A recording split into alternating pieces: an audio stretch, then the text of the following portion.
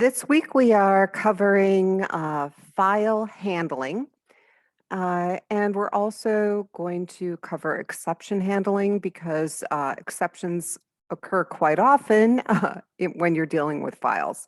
Either the file isn't where it's supposed to be, or there's some kind of an issue, and then you have errors. We're also going to cover unit testing and how you can perform unit testing in Python. So there are 2 chapters this week, and then we also have a Python exam. So you're going to start with chapter 10. And the 3 primary sections in this chapter are file handling, exception handling, and data storage.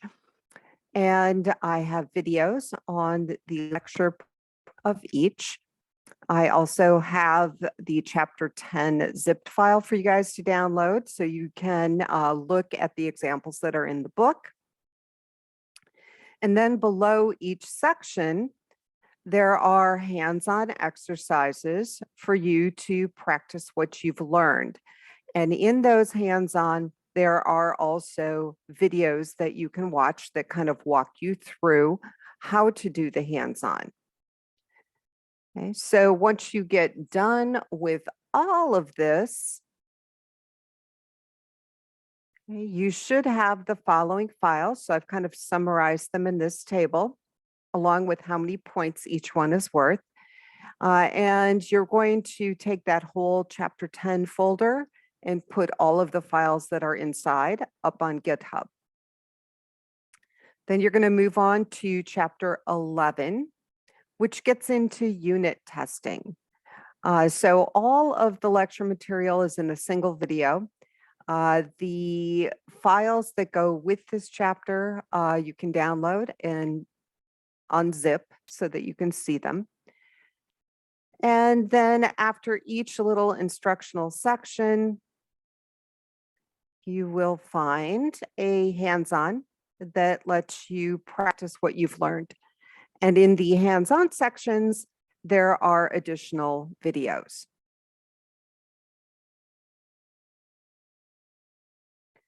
Then, once you're done with chapter 11, you are going to upload that chapter 11 folder and all of the files inside it to GitHub. And you will be submitting links to your GitHub repositories in the lab assignment Dropbox. And this again summarizes what you should be turning in and how many points everything is worth. And then we get to the Python exam.